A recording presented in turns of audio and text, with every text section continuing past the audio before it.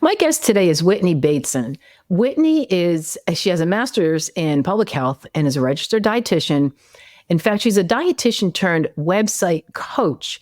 She believes that when wellness and nutrition professionals establish themselves as the experts, we all win. The public receives accurate information, we get paid our worth, and we advance public health. So in today's conversation, Whitney talks about the challenges and common mistakes that people make creating websites, the roles of social media versus the role of your website, and a whole lot more. Let's jump right in. All right, Whitney, thank you so much for joining me today on the podcast. I'm excited to talk to you. Thanks for having me, Linda. Me too. I'm excited. It's always funny to talk to someone for the first time on a podcast. It's like, I don't know you, but I'm going to interview you and ask you questions that are going to be very important. Yeah. I was thinking about that too. I think it's brave on both our parts, you know, but it also goes to the fact that it's like, all conversation, all helping each other is welcome. It's a safe space. Yeah. And I have a pretty good ability to just talk about anything, because ask my husband, he tells me that all the time. So can we start a little bit about your background? So you have a master's in public health. And how did you get into what you do now from the whole nutrition and health? Yeah. How did that come? Yeah. It looks like a hard pivot, which I guess it was, I started my career in school nutrition, actually. I'm a dietitian. I still hold my credential, but I don't practice anymore or do anything in the nutrition realm, but I'm really passionate about helping other wellness and nutrition and health business owners. So I was doing school nutrition. I was creating resources, materials, and all of that, even as a dietitian, but I was kind of starting to wear the marketing hat a bit and realizing how powerful it was when we had better designed materials as we were going out and educating school children, educating parents, having new ways, this was 10 years ago. So these e-learning platforms that you can take and set up a course in 2 days, those weren't a thing back then. And so training our food service workers about food allergies so that they could serve safe meals to kids, we started doing an e-learning platform so that we could reach more people. And so basically it just opened up my mind to this idea that as nutrition and health professionals, we don't always have the resources to get our message across and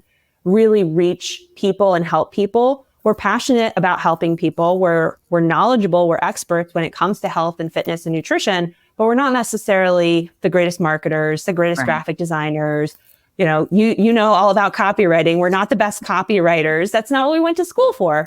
And so I just found that I really wanted to help those professions reach more people and help more people rather than necessarily doing it myself. So I took that leap about almost 6 years ago now to start my business, and websites just kind of was one of the things that I was offering, and just found that that's really where my passion lies, because you bring together so many elements of the design. I love tech and fiddling with things. And I used to love arts and crafts as a kid. And I feel like a website is like an online arts and craft project, because you're just taking the popsicle stick and the paper and you're cutting it and pasting it together and trying to get everything to work and be this beautiful thing that's going to be functional and hopefully help our clients, right, to actually make more sales. And that's what I love about what you do too. It's like, I help you get more revenue.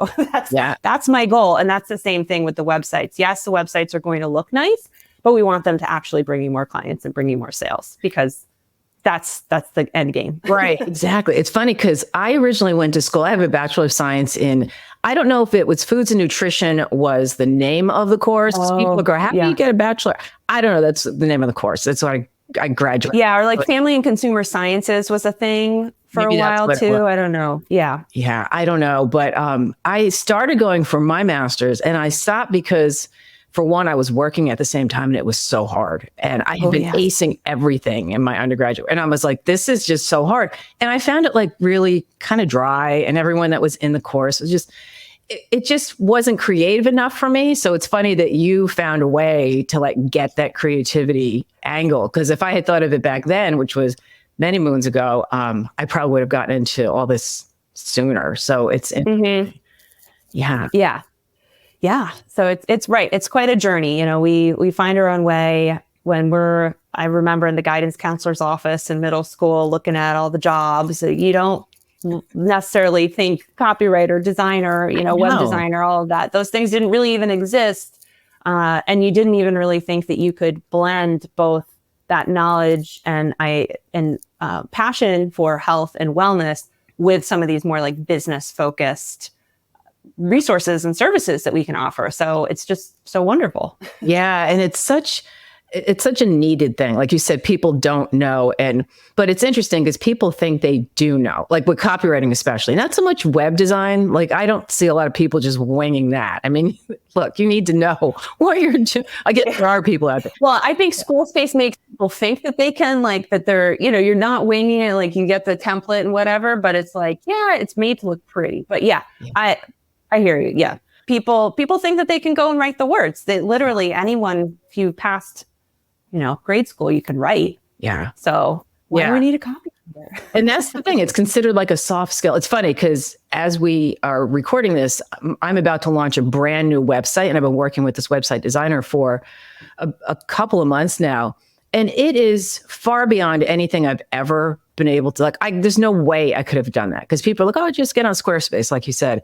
This is like, there's a big difference between somebody who's really professional at it and someone who's just kind of figuring it out along the way, right? Mm-hmm. Yeah. Yeah. Why is it important? Like we have so much social media. It seems like, okay, you have to have a website, but is it as necessary as it used to be? Like now with all the social media that's out there and you can get yourself out different ways. I mean, I would say it's even more critical just because the online space in general is crowded. Everyone is out there. They have a presence online. And really, I think what gets confused sometimes for business owners is thinking that social media replaces a website or a website replaces social media. And actually, social media is a way to attract people to your business, get them to know about you, and also just deepen the relationship. You're going on your stories and sharing a bit about your life and all of that. But your website is that hub for your business where people can get the full picture, the organized picture of what it is you do. Because same with copy, you don't write the copy in just like a helter-skelter, like, okay, we're going to say this and then we're going to say this. It's a journey. It's a story to actually get people to understand things. We want to unlock certain emotions, unlock certain thoughts at certain times. Right. And social media, it's a bunch of content all at once. If someone were to go to your Instagram profile, they'd have to click through all the different things, and it's disjointed if they were to even go and take that time.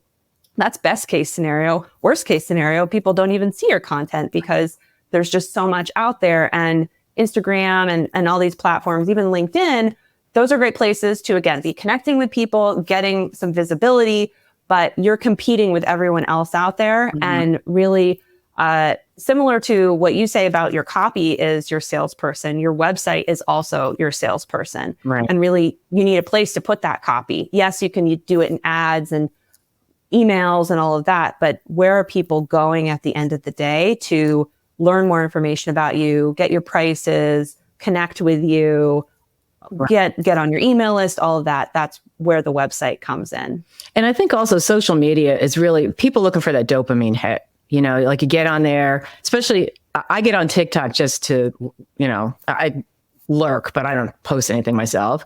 But it's like this constant like dopamine hit. And even on a site like LinkedIn, like I post, like there'll be snippets of this interview up on LinkedIn, but I make sure it's usually around 30 seconds.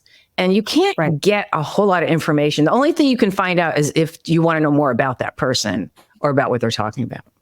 Bingo. Exactly. And then people want to go further. And where are they going to go? Okay, yes, they could go to your LinkedIn profile, but that's still, your profile looks like everyone else's profile. Right. And how is that going to build that emotional connection that we know we need to build with a customer before they're ready to move forward? Especially, it's not like someone's hiring a mechanic. We are, as health and wellness professionals, we are being trusted to come into this person's life in a very intimate way to guide them and get them to trust us, to really have their best interests at heart, and that we're going to respect them and honor them and make them feel comfortable and seen and heard. And we really need more copy, more oomph, more with our website to get that all across. Right. And it's also a matter of talking to the people that you're going to be helping. Because I've done some websites, like I did one, the copy for a website for a company that made something that eased the side effects of chemotherapy. And it's a product that really works. I don't know if it's even still out. There's a long story behind that company. But talking to the people who are using it was gut wrenching. And I have to be on these calls, like just to, but they were helped by the product. So, but just to really understand what someone is going through, you can't get that even just with data. I mean, you have to talk to people. And that was, the daily struggles of, having to deal with chemo and having, all the side of it. It really gave me a new respect for people going through that sort of thing, which I wouldn't have gotten just from, the research. So, right. Yeah. And that can be really tough for business owners. I'm sure when you've worked with them and helping them with their copy, and this is something I cover with my clients too, because we cover copywriting and how to write more compelling copy for your website, is how do you surface those insights and why is it so important? Can't I just, like, I'm the expert, I know what they need, or, maybe we don't think we're the experts, but we're certainly knowledgeable enough to start this business and put ourselves up online. So can't we write what we think they need and all of that? But to your point, it just, until you talk to people, and hiring a copywriter is a wonderful thing, because then you can do those informational interviews that maybe as business owners we're just not comfortable doing, or we don't have the time. But other things that you can do is just when you are having people book discovery calls with you or intake questionnaires, and just asking the simple question of, like, what are the biggest problems that you're facing right now? If I had a magic wand or you had a magic wand, what would be the thing that you would just love for me to solve for you or help you with? And continue to look at what are those points and words that people are using, and start using that in your copy. And that is how you build that empathy with people, because at the end of the day, people want to feel seen and heard by you as the service provider.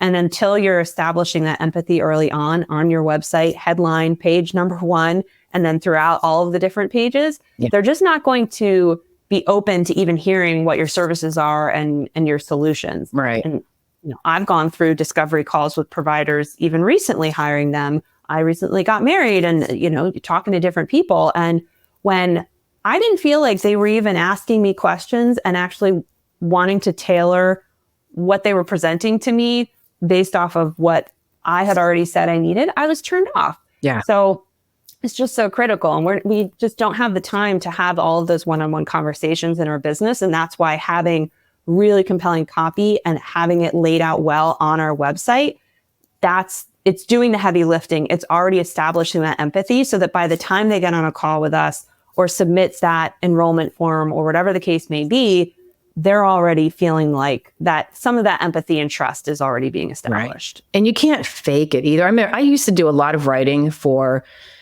fitness magazines. I've written for pretty much all of them.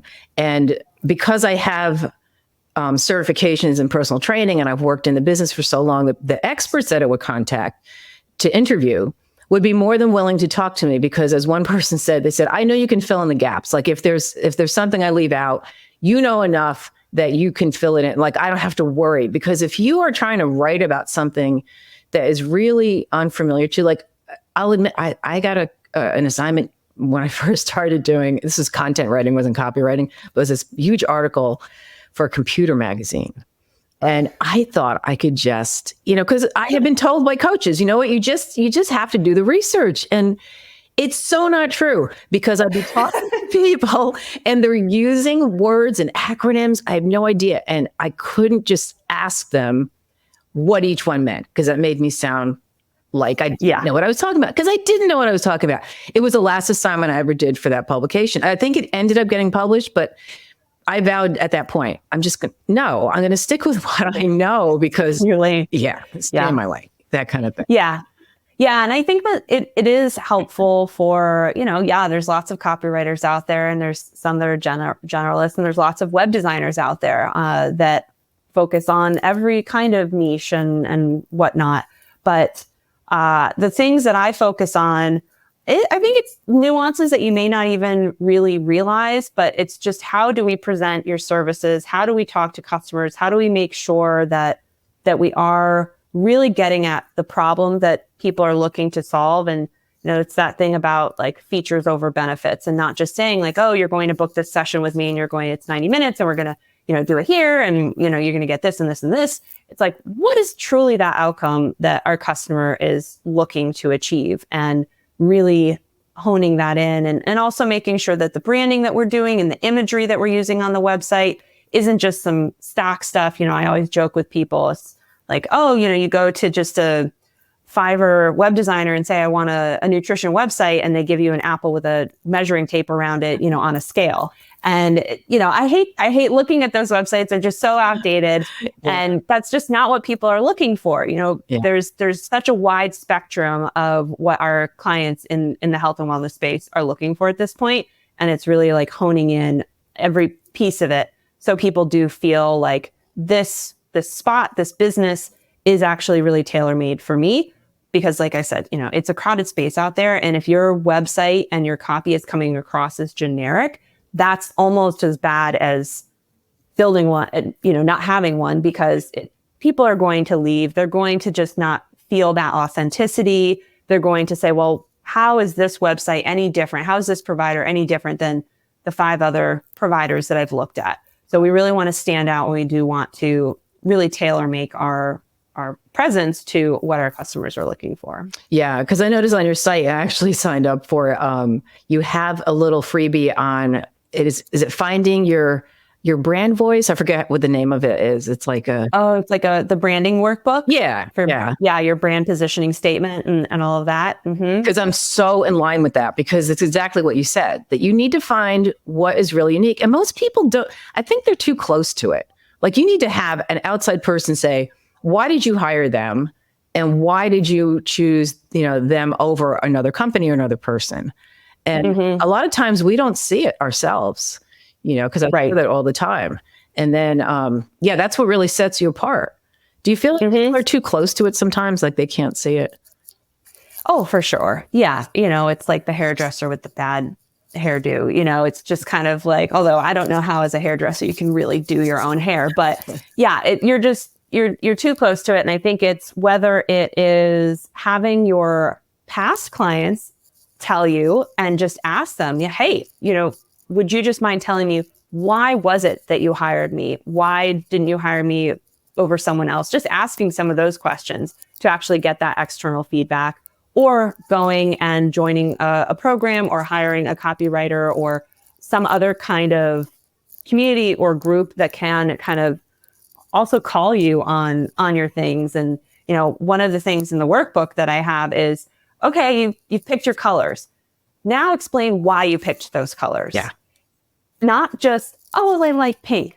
Why is pink the color that is going to represent your brand? By this point, you've already gone through your brand positioning and your statement of who you are and how you want to relate to your customers and all of that. And I want you to just explain why you made these choices. And if you can't explain those choices, then it means you really need to go back to the drawing board, because if you can't figure out why you picked these colors, then your customers are not going to understand. And it could be that you like them, but it also has to be a little deeper connected to the broader brand than just picking the color palette that looked nice on Pinterest. I can never decide on colors, because I like all of them. And every time I see, there's a Brandon person on LinkedIn, and she's always posting about colors. And she did something. Oh, the other day it was your astrological sign and what what colors are best for you. And mine was like, and it's tongue in cheek, it was just kind of a fun thing.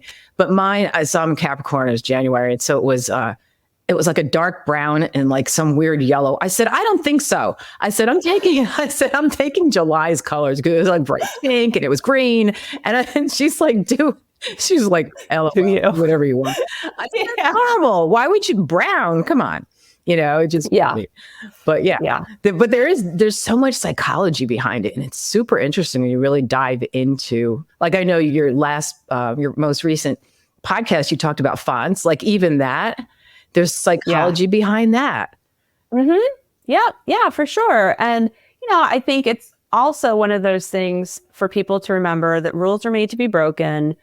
Just because you really like this script font, but that's only for fun things, and you have a very professional, buttoned up brand, it doesn't mean that you can't use that type of font. It's just making sure that it does still fit in some way, and maybe you use it to a lesser extent. Same with the colors. You like pink, but you serve men. Maybe there's a way to have that pink in there that is, and granted, again, men and pink and all of that, it's the sky's the limit these days in terms of like rules are made to be broken, or old ideas of how things should be done or matched in the past, I think are starting to really like be flexible.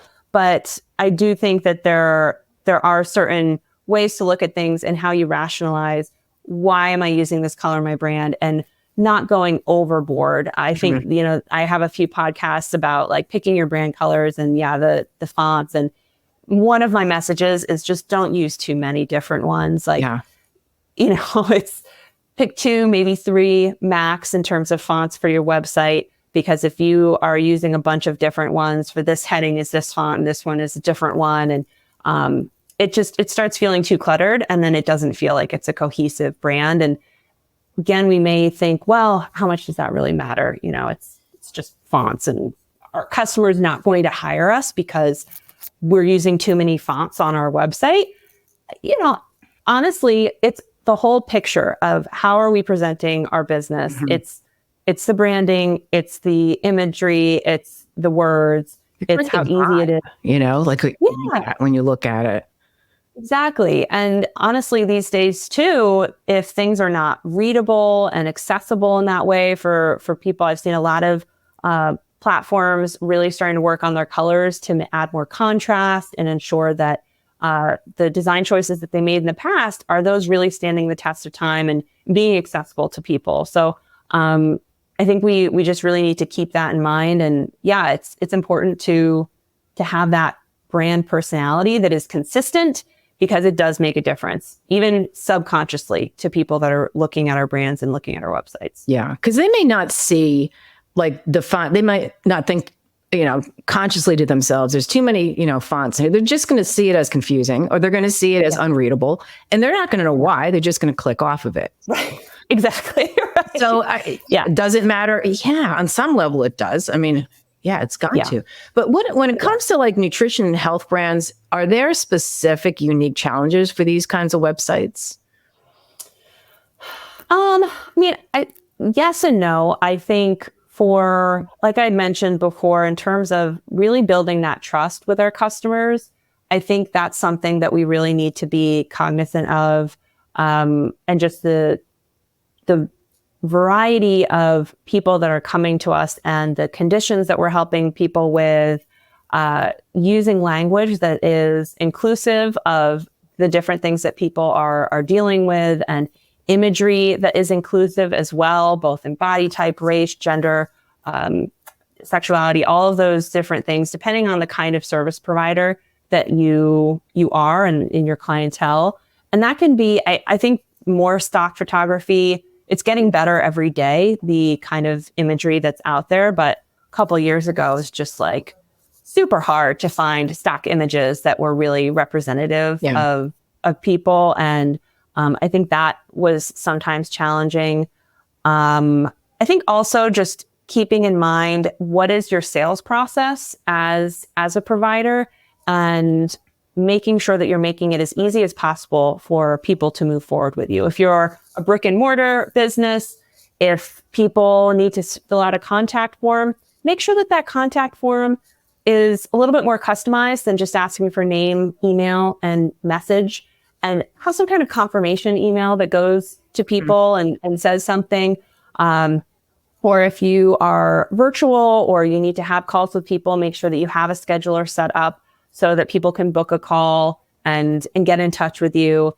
I just think that a lot of providers don't prioritize that way for people to actually move forward in the sales process.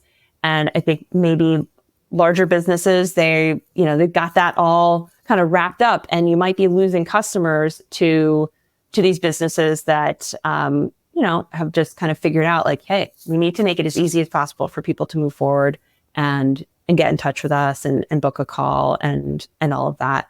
And I think the question too of like having prices on your website and having the details of what you offer and all of that, I think that's a very business to business kind of decision. But I do think that our websites need to qualify our customers before they get on the phone. It's the same if you were going to a shop and nothing had prices on it. Mm-hmm. And only until you spent all this time talking to the salesperson and trying on the things and getting really excited, and then you go to the register and then they tell you what the price is. Yeah. That can be pretty disappointing.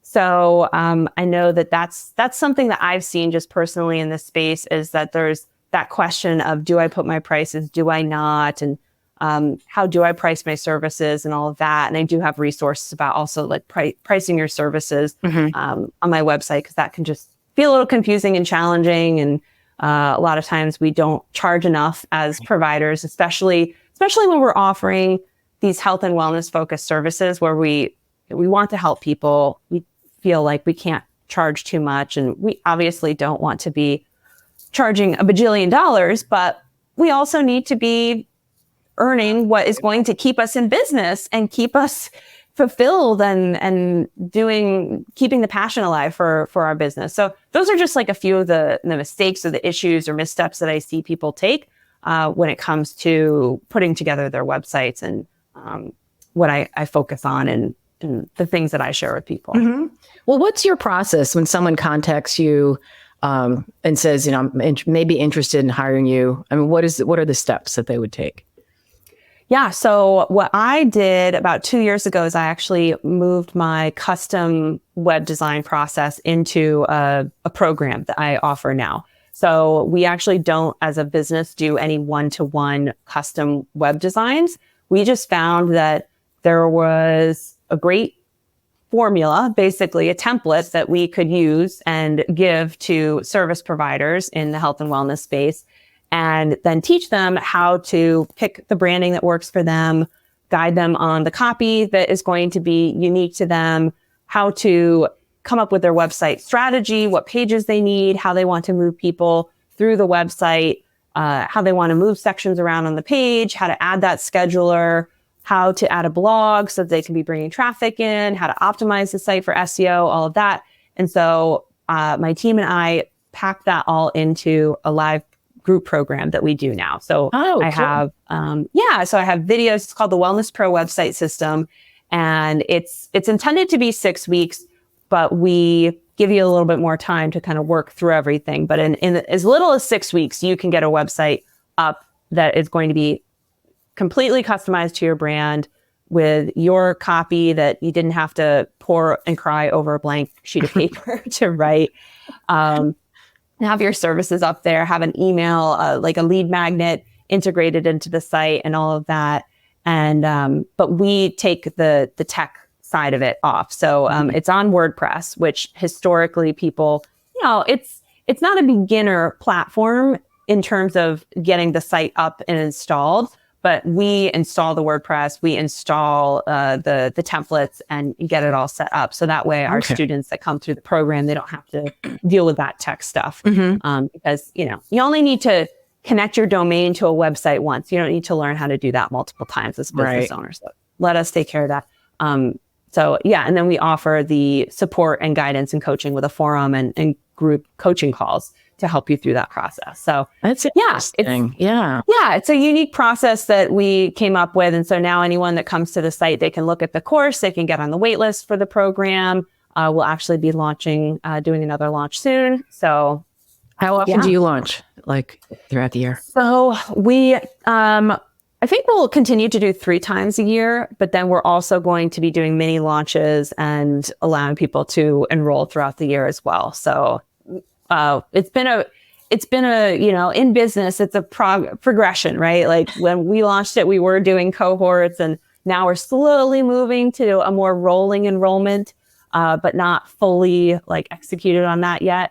But we've had 100 students come through it so far, like 100 websites. it's amazing. Yeah, I did see it. I was on your website and I saw it, but I didn't have a chance to kind of dig into it. But I saw you got great reviews and people seem to really love it. Do you have to be super motivated though to do it? Like I'm thinking from my personal years as a personal trainer, it's like, oh, I'm hiring a personal trainer, so I'm going to get in shape. But it's like, all right, you have to do the work, You do have to do the work. You have to feel, what I tell people is you don't have to have it all figured out, because that's what I help you with. I have videos to help you decide what pages you need and even how to structure your services on your site and all of that.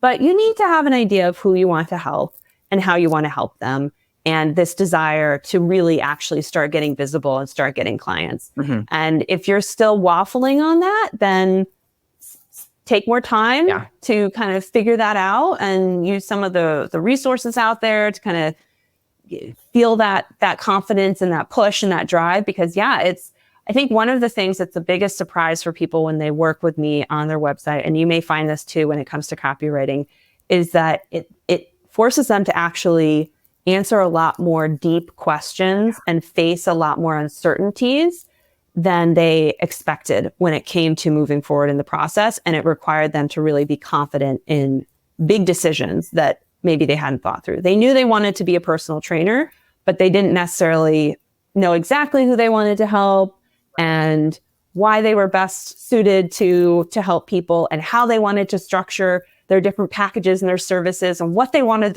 it's like, okay, all right, we're going to get this going. You want a website. We got to have this. It evolves too over time. I mean, they can always change it, like the messaging and all that. Because exactly. Yeah. And that's the beauty of our program, is that because you're learning how to customize your site yourself, anytime you do want to add a new service, a new page, hey, you get some new insights from customers that, hey, my headline should actually be just tweaked a little bit to say something different. We have a help desk and we are there to actually help you, after your site launches, but you don't have to come to us. You can go back to the videos, how to edit your site, because I completely agree. You do need to kind of have this like line in the sand of like, okay, I'm launching my site, because people will hold on and drag their feet, for months. And I say, there's a launch site is a site that actually can start helping your business, and then you can keep refining. But a lot of people just, they keep wanting to perfect it and all of that. But a good site is one that you can keep evolving over time as your business evolves. Exactly. Well, cool. Well, so how else can people find you? Are you on LinkedIn? I'm sure you're on LinkedIn, right? And where else? Yep. I'm LinkedIn. You can find me on just Whitney Bateson. And then my website is whitneybateson.com. I'm on Instagram at Whitney Bateson. I also have a podcast, which I would love to have you on. I think we've got some good stuff going today. But the podcast is linked on the website as well. So lots of ways to get in touch and the resources. Thank you so much for downloading my resource. The brand workbook is there. And I always want to know what everyone else is doing. So it's like, oh yeah. But it was really good. And it was a nice, confirmation email, so I'm always paying attention to that stuff. But I'll put all those links in the show notes so people can contact you. And thank you so much for your time today. This has been great.